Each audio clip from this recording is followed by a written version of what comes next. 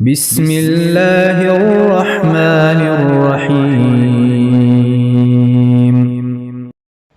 امام مالک نے صالح بن کیسان سے بیان کیا، ان سے عبید اللہ بن عبداللہ بن عتبہ بن مسعود نے بیان کیا، ان سے زید بن خالد جہنی رضی اللہ عنہ نے بیان کیا کہ نبی کریم صلی اللہ علیہ وسلم نے حدیبیہ میں ہم کو صبح کی نماز پڑھائی۔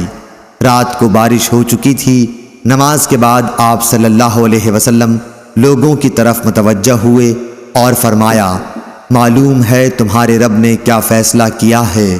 لوگ بولے کہ اللہ تعالیٰ اور اس کے رسول صلی اللہ علیہ وسلم خوب جانتے ہیں۔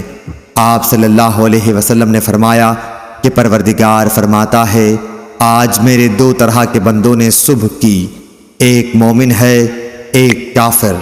جس نے کہا اللہ کے فضل و رحم سے پانی پڑا وہ تو مجھ پر ایمان لایا اور ستاروں کا منکر ہوا، اور جس نے کہا فلاں تارے کے فلاں جگہ آنے سے پانی پڑا اس نے میرا کفر کیا، تاروں پر ایمان لایا۔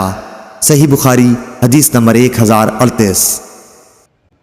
عبداللہ بن دینار نے بیان کیا اور ان سے عبداللہ بن عمر رضی اللہ عنہ نے کہ رسول اللہ صلی اللہ علیہ وسلم نے فرمایا کہ غیب کی 5 کنجیاں ہیں جنہیں اللہ تعالیٰ کے سوا اور کوئی نہیں جانتا۔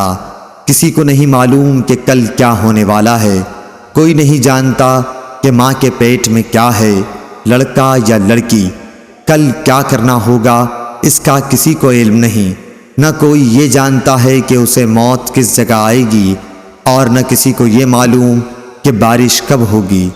صحیح بخاری حدیث نمبر 1039۔